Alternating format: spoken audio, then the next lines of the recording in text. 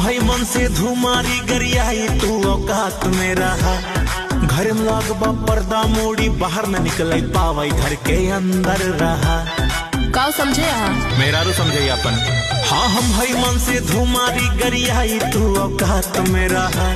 घर में लगबा पर्दा मोड़ी बाहर न निकले पावाई घर के अंदर रहा।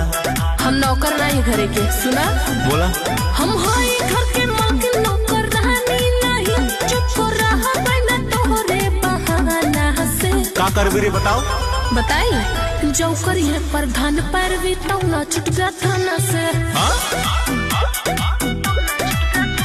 हाँ जो करिए प्रधान पैरवी तौना छुट गया थाना से।